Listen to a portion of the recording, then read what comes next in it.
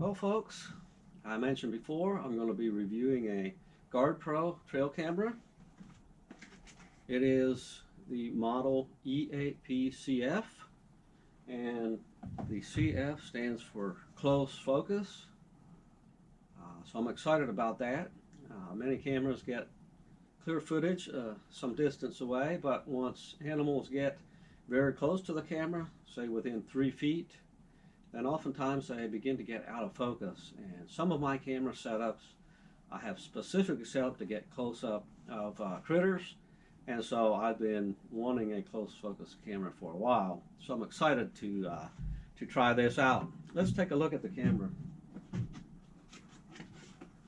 So in the box you have a owner's manual. That'll tell you all the functions and how to set it up. And here we have the camera. Of course, we have a place for a little antenna on there. It is a Wi-Fi camera, and I'll get into that a little bit more. We've got a hole for a Python cable lock. I use that a lot. I'm on public land a lot and definitely get cameras stolen, and so locking them to a tree definitely helps to prevent that. You can put a little padlock on the latch as well to prevent someone from opening the camera. It's got a 1/4 inch port on the bottom, threaded port for a camera mount, adjustable camera mount if you use them as well. And we'll take a look inside the camera here in a little bit. Also, something else that I have gotten with my camera, it's a lithium-ion rechargeable battery pack that this particular camera uses, and I'm excited to try that out. All the other cameras I've ever had have used either 6 or 8 AA batteries. Now the GardePro cameras, even with the regular AA batteries, have had excellent battery life.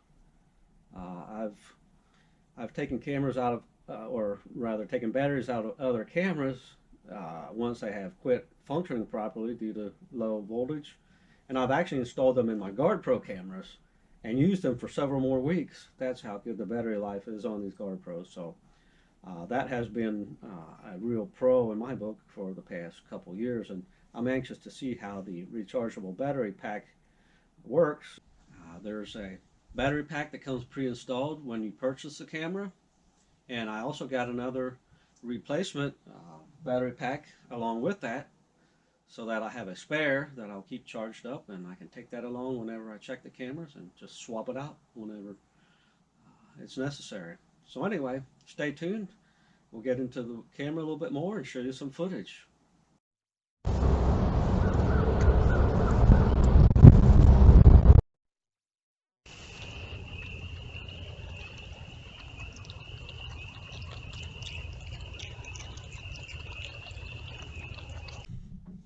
Alright, so let's take a closer look at this camera. We have the infrared flash up here. It's called no glow or black flash or invisible flash. There's a few different names used for it at times, but it emits no visible light to the human eye or animal eye for its infrared flash, and I really like that feature because it does not spook game. Of course, you've got your camera lens and your motion sensors down here, which, as you can see, you need to remove the protective film on them when you get the camera. One feature about this, it has 3 motion sensors. Many cameras have just one forward-facing motion sensor, and a number of GardePro cameras have 3. They have 2 side motion sensors which detect game as it comes closer to the camera. It detects game earlier and triggers the camera earlier for less missed shots or just catching the back end of an animal as it passes. So that's a pretty cool feature that I use depending where I have it. And we'll talk about that a little bit more later. We'll open it up and see what we have inside here. All right, over here you have your lithium-ion rechargeable battery pack. Again, excited to test that out, see how long that lasts. Over here you have your interface, which is fairly simple. I've been using them for a few years, so once you use it a few times, it's pretty simple to work through. And so, of course, you have your on-off switch, your menu switch to go through the menu, and your buttons to operate through the menu and program, and your start, which would be for starting your camera into the surveillance mode. So let's turn this thing on and see what it does. All right. We are at 75% battery, which is good right out of the box. I will charge the thing up to 100 before I put it out, but that is pretty good. So we'll go into the menu mode, and so here first we have is the Wi-Fi. You can turn it on or off. Again, that feature, I'm not sure how much I'll use it, but I'll probably turn it off for now, and there may be times when I will use it. Surely I'll at least use it to test it out and let you know how that, I'll show you how that works later. Mode, you can either go into motion detection, time-lapse, or hybrid.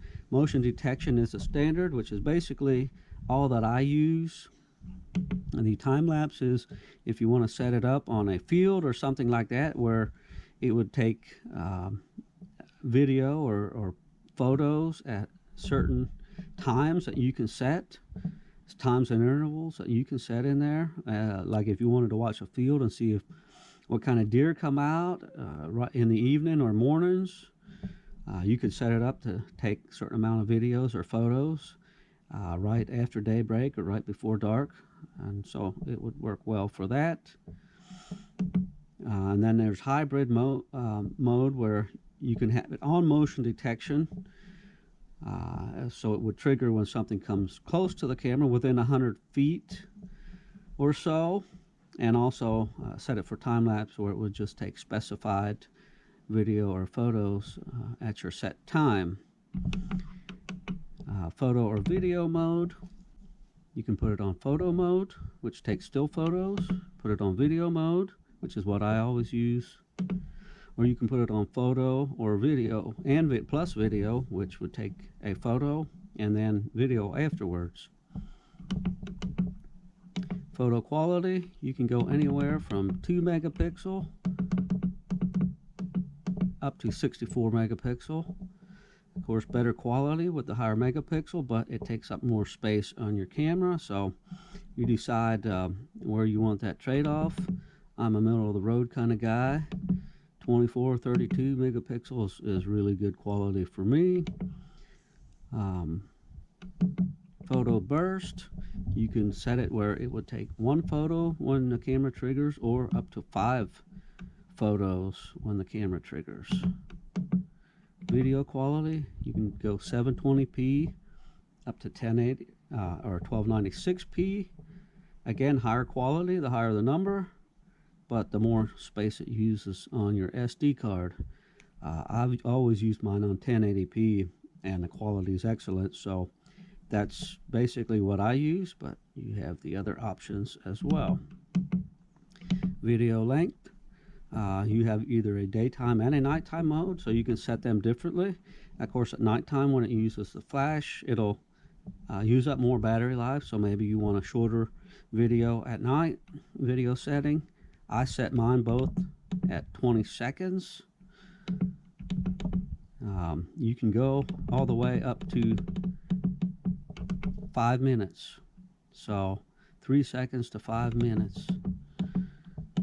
Again, 20 seconds is my typical.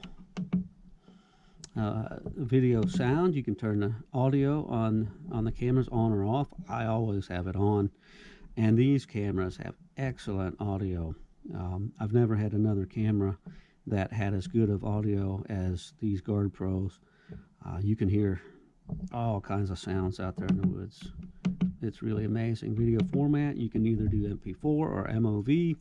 I've always left it in the standard MP4. That's a really popular mode.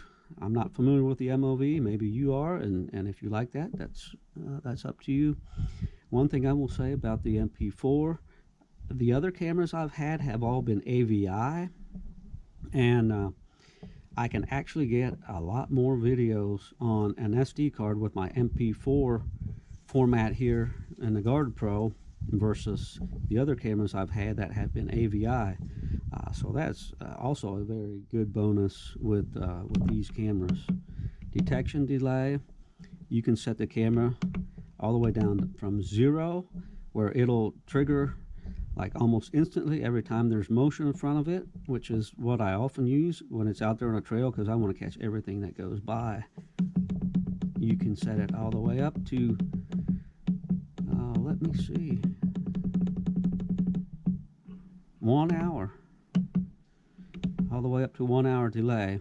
So yeah, again, if you have it on a food source where you're getting all kinds of activity and an animal staying there for a long time, you don't want to get 100 pictures of the same deer standing there eating acorns or something for 10 minutes. So you set it up there for whatever you would like on that. The infrared sensitivity. So this camera, you can adjust the sensitivity of when it will, how sensitive it'll be to detect movement. It's set on medium, which that's where I use it. You can set it on low if you don't want pictures or videos of little critters such as chipmunks or mice or whatever. On the low setting would probably just capture larger animals.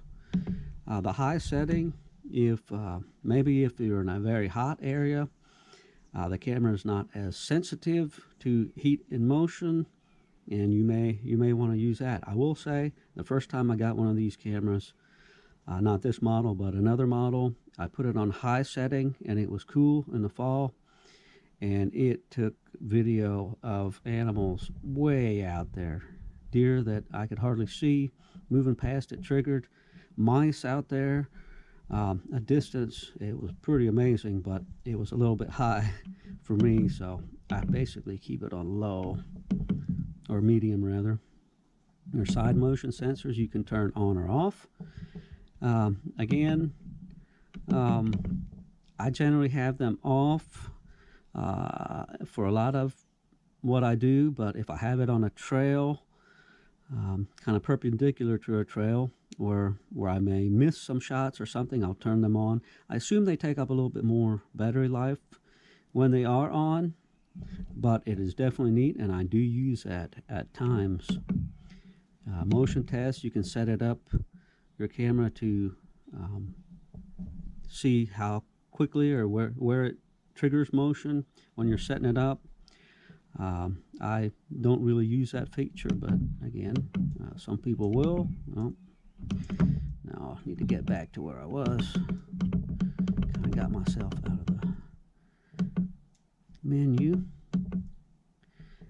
Time-lapse interval, again, this is where you would set the time that you would want your time-lapse to take video or photos. And again, I don't use that mode, time-lapse period.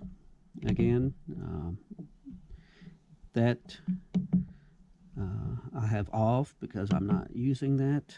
Time zone, there you set your time zone, and of course we're United States Eastern time zone here. So date and time, there you go in there and set your date and time. I'll do that before I set it out into the woods. Your date format, month, day, year is typical, and so I leave it at that. Time format, 12-hour, 24-hour. I like it in 12-hour. Leave it at that. Camera name. Here you can name your camera, which I do that because I use various cameras at various places, and I want to know where I want to have a card where that was placed at. Info strip, you can turn the info strip at the bottom of the screen on or off, which will include date, time, temperature, moon phase, and if you have the camera name on there, include that as well. So you can have all that on every one of your photos or videos, or you can turn it off where it's just strictly a photo or video with no writing at the bottom at all. Loop recording. If the loop recording is on and your card would happen to get full, it would simply keep recording over top of your oldest footage. When the loop is off and your card would get full, it would actually stop filming at the time the card gets full. I always have it off, and I just try not to let my cards get full. Operation hours, you can turn it on or off. I leave it off, and that means it'll just operate 24/7. If you turn it on, then let's say you only want a daylight photo or video and you didn't really want nighttime, you could set it to record, you know, at daylight in the morning and turn off at dark at night if you so wanted to. Password, you can put a password in there, turn it on or off. I do put a password in there. That way I can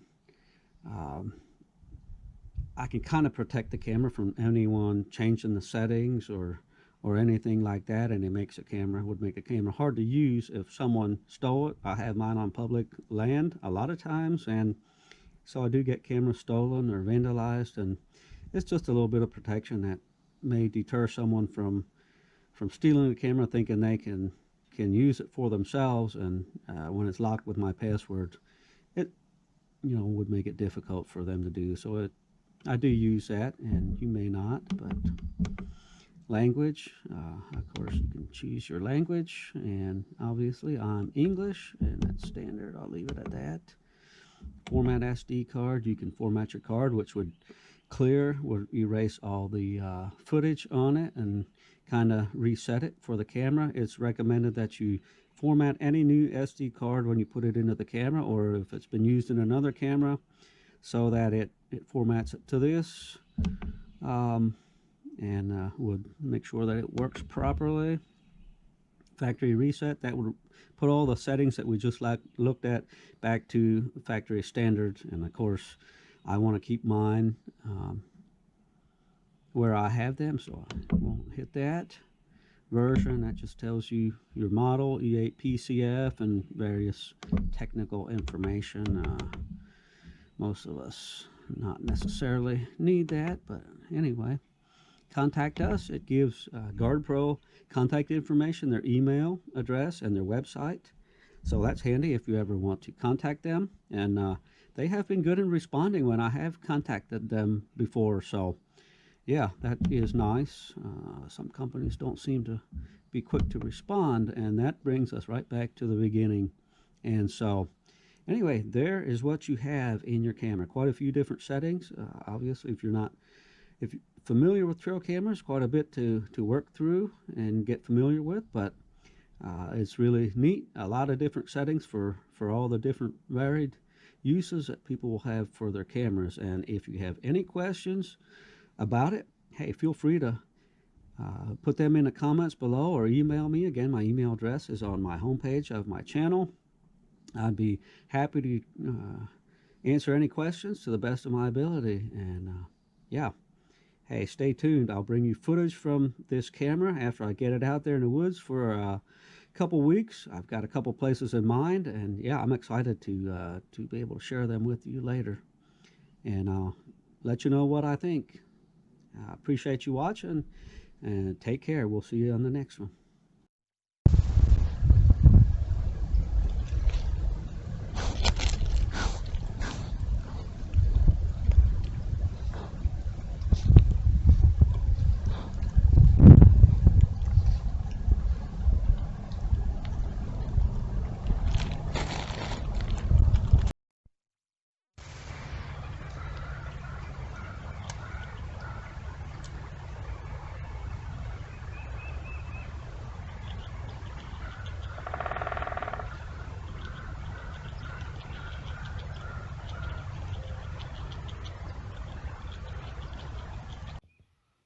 Hello folks. As I mentioned earlier, I am field testing a GardePro E8PCF close focus trail camera. And this is a Wi-Fi enabled trail camera. So I want to show you a little bit about this feature. It is the first Wi-Fi camera that I have owned and used, so it is interesting. First, I want to say that this is not the same as a cellular trail camera. Some of you may be familiar with those. On a cellular trail camera, it connects to the cell service in your area, and the downside of that is you need a cell plan for your camera, a monthly plan that would enable you to connect to your camera, and of course that costs a little bit of money. Now, a Wi-Fi camera does not require a plan purchase, but it does not connect to your home Wi-Fi or any other internet-based Wi-Fi like we're generally used to. What it means is the camera produces its own Wi-Fi signal for the sole purpose of connecting to the GardePro app that you would have installed on your smartphone. And once you connect to that camera through your app, you can view all your videos or photos or make any changes in the settings or delete the SD card or download any videos or photos to your phone that you would wish to.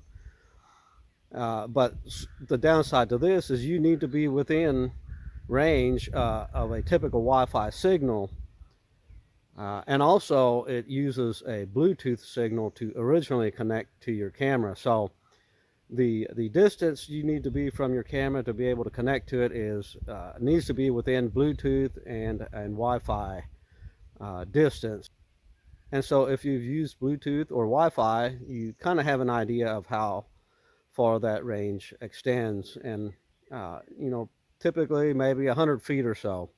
That's just a guess on my part, but that's what it does. And the advantage would be if you're using the camera for security purposes, or if you have it high up in a tree to keep away from vandals, you would be able to access the photos and features of that camera without going directly up to it. And so that is one area where it would be very, very helpful. Or if you have it in an area, maybe scouting for deer, and you don't want to leave your scent right in there by the camera along a trail or scrape or whatever, again, you can access that camera from 100 feet or so away without going directly to it. So there are some advantages to it.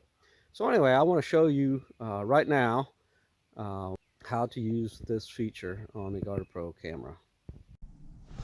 All right, folks, I am approximately, I'm guessing about 200 feet away from my camera right now, and I'm going to try to connect to it through the Wi-Fi feature. I may still be a bit farther away than I can reach, but we'll try this, and we'll move closer if we need to.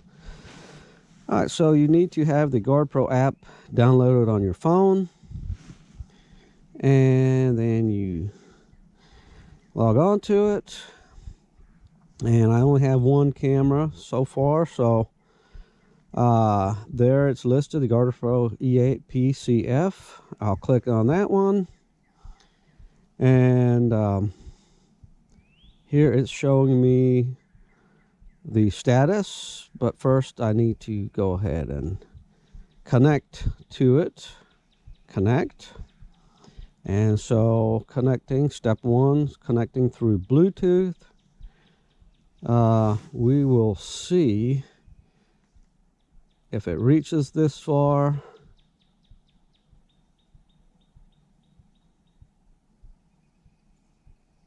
It may take a little bit of time. Connection failed now, so we are not surprisingly a bit too far away. So I'm going to move in here a little bit closer and we'll retry this.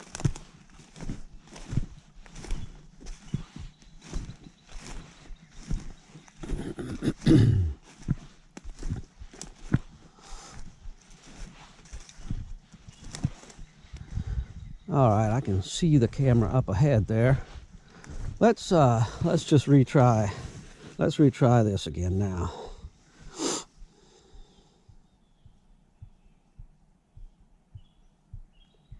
We're probably still 150 feet away or so.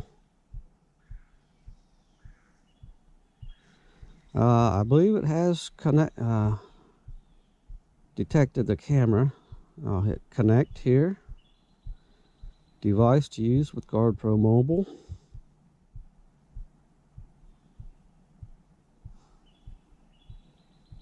And there it lists the camera. So yes, it has detected it. And I will hit connect. Now it's asking me for my camera password, and I do have a password entered, so I will enter that now.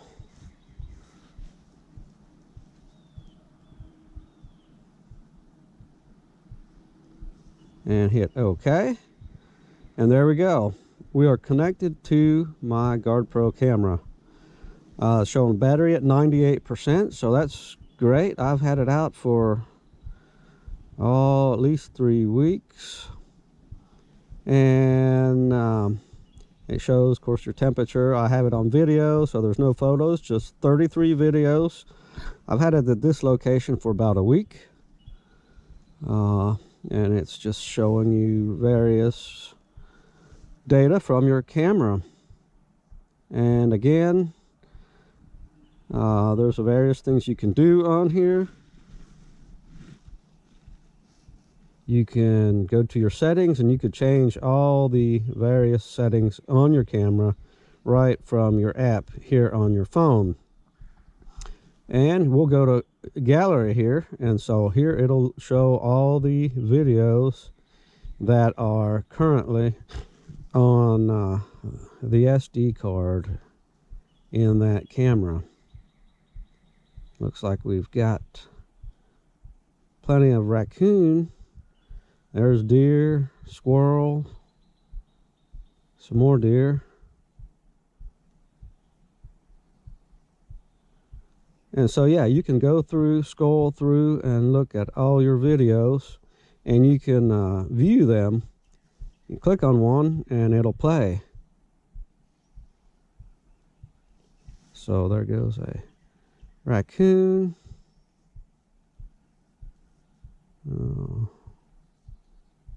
Squirrel, looks like a squirrel there. Yeah. And you could download any on here, or you could delete them from your card. Right here, again, I'm probably 150 foot or so away from the camera right now, so that's it's just a handy feature. I don't know how much I'll use it. I usually just pull my cards, take them home to the laptop and view. Probably save a little bit of battery life that way, but again, there are certainly instances where this would be really handy. So another cool feature is you have a live view. So I click on live view, and right now that's a live view from my camera. And that feature would be pretty cool when you're setting up the camera, because you can set it up and then you can pull it up on your phone and see exactly what kind of view you have, and you can adjust your camera depending on whether you like the view that's there or not, or move it up or down, left or right, or whatever. So that will be a really neat feature that I'm pretty sure that I will use. So anyway, that's the Wi-Fi feature from this trail camera, and yeah, it is a neat feature that I have not had before. So anyway, you may use that or you may not, but it is available. So let's walk up to the camera now and take a look at it.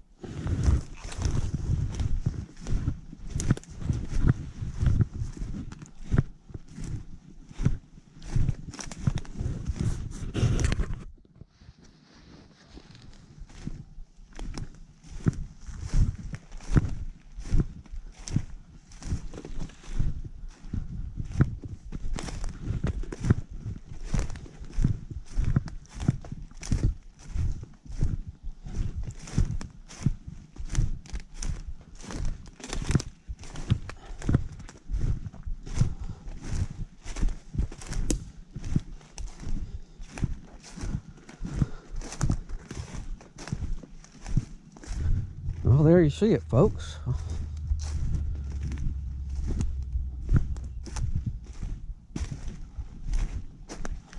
And yeah, got it watching this log here, and also a deer trail here on the back side of it. So this is our GardePro E8PCF trail camera, and I'm pretty excited about this. Hopefully get some great close-up footage for y'all this spring and summer.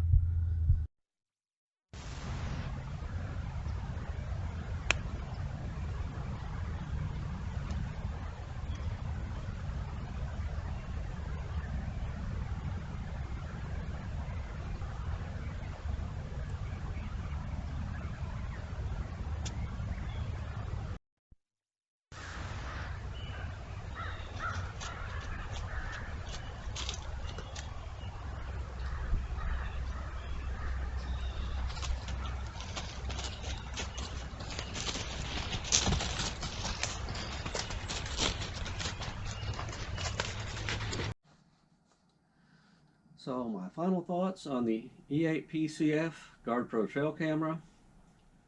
I would say definitely it is in the well above average category for other cameras I've used in the similar price range.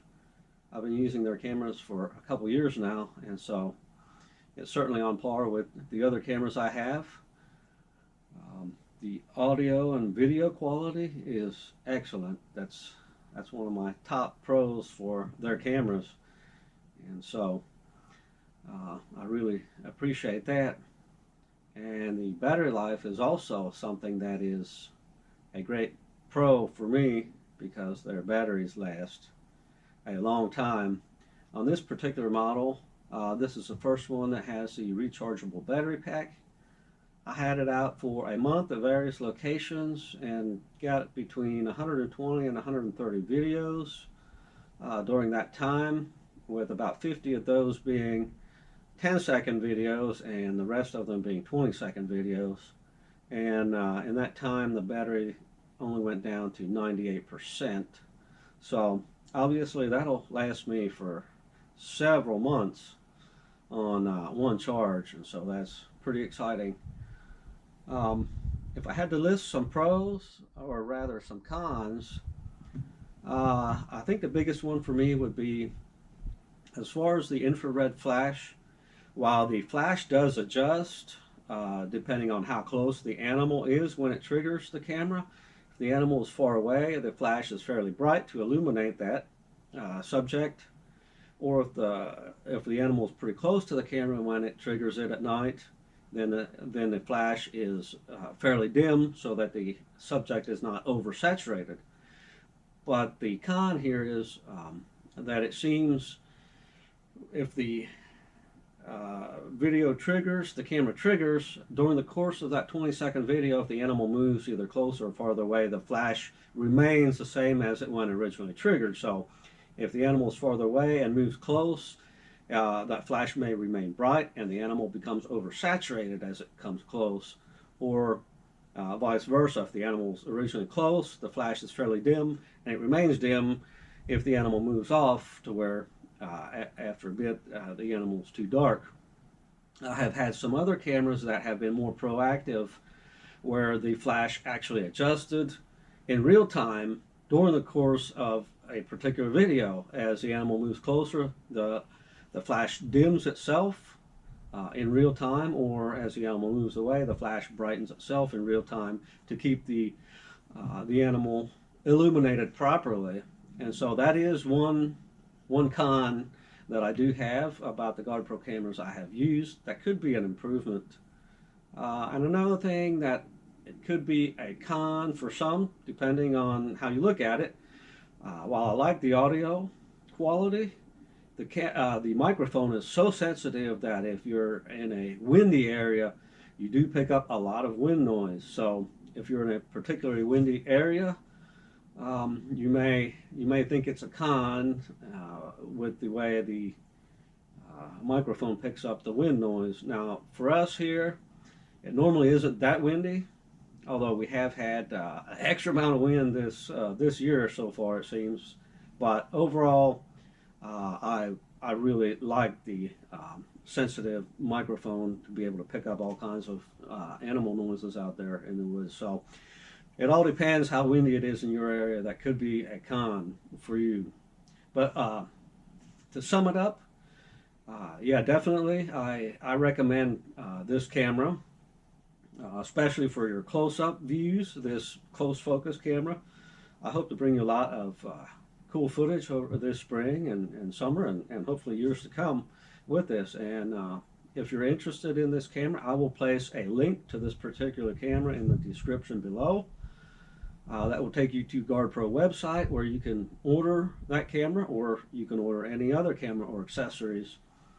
And I also post a personalized discount code below as well. Make sure you use that discount code if you order anything. That will give you generally a 15% discount off your purchase, and will help to support my channel as well.